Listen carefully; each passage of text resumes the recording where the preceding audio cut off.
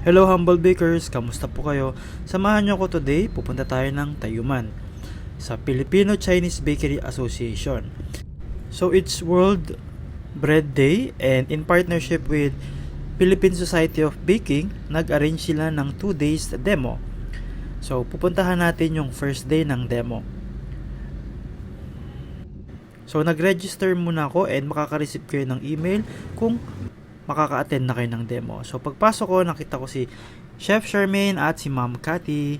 And yung first day, first sa lineup is Unicom Ingredients or Angel Yeast. So dito tinuruan tayo ni Master Baker John Michael Garcia and Venji Osores ng coffee and nut bread and chocolate roulade. So sobrang sarap ng mga ginawa nila and ang dami nilang tinuro na iba't ibang mga tips sa paggawa ng breads. Ito yung recipe nila. So for the complete procedure, panoorin nyo at the last part. So yung second demo naman is with Master Baker Winnie Wong. So gumawa siya ng mantou and spring onion pancakes. Ito yung paborito ko, promise. Sobrang sarap nung ginawa niya. And mandami pala silang products. Yung Philippine Foremost Milling Corporation. So nandito rin yung recipe at the end ng video and yung procedure. Actually, lahat ng recipe and procedure nasa page ng Filipino Chinese Bakery Association and yung Philippine Society of Baking sa Facebook page nila nandun. So, ito yung mantou with pork leg and ito yung spring onion pancake. Grabe ang bango niyan, tsaka ang sarap.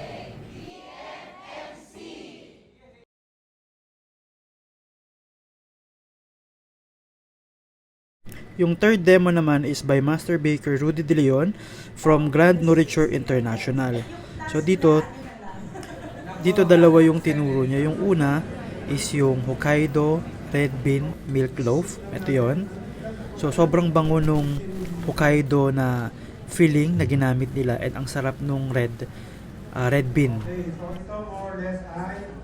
Tapos yung second na dinemo niya naman is yung layered bun. Isa rin to sa favorite ko. Para siyang variation ng Queen Aman. So ayan, makikita nyo sobrang dami nung nag-attend. Ang dami nilang mga giveaways dyan and ang dami mong matututunan. By the way, if I'm not mistaken, ang dami na napagtrabahuan ni Master Baker Rudy De Leon. Sobrang dami na. And ayan, ang laki ng sample na binigay nila. Ang sarap niyan. Then yung pang-apat na magde-demo naman is JM Cool Solutions. So ang demo is with Master Baker James Magos or mas kilala natin siya bilang si Jimbo de Panadero. So ayan, ang tinuro niya is yung bagels and sobrang dami niyang tips and mga kwento sa mga business kung paano improve yung business and ayan, sobrang sarap niyan. And by the way, kung gusto niyo mag-open ng bakery, gusto niyo matuto ng mga basic breads, pwede kayong mag-enroll sa kanya, i-PM nyo lang siya. So yung second na ginawa is yung rusk, Indian style. Tapos meron silang binigay na sample from Japan ata, yung sample. Sobrang sarap din. And yung pang fifth na nag-demo ay ang Poratos Philippines. And yung nag-demo ay walang iba kundi si Master Baker Paul Lopez. Isa to sa mga inabangan ko sa demo today.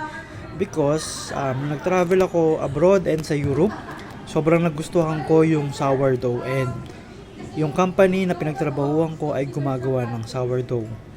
Sa lahat ng mga breads namin ay puro sourdough. So sobrang gusto ko talaga itong panoorin. And by the way, secret lang natin to ha.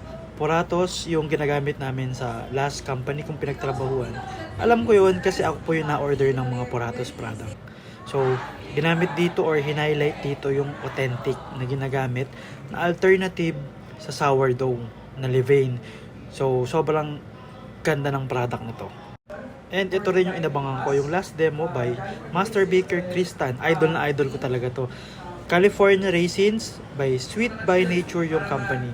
So, sobrang innovative nung ginawa nila dito. Using yung extract ng raisins na binabad, yun yung ginawa nilang levain. Dahil nga acidic to. So, panoorin nyo na lang yung live video dun sa page ng Filipino Chinese Bakery Association and magugulat kayo kung paano nila ginawa yung bread na to. So ayan yung picture namin with Chef Kristan and Ayan, yung mga iba kong kasamahan sa cake and baking industry. And yung na-meet ko na rin yung Rosan's Bake Shop. Ayan sila mag-asawa. And walang iba kundi si Sarina and si Alex. So ito yung mga nakuha ko doon sa pag-attend ng demo. Ito yung page ng Filipino Chinese Bakery Association Inc. and yung Philippine Society of Baking. Yun lang, salamat!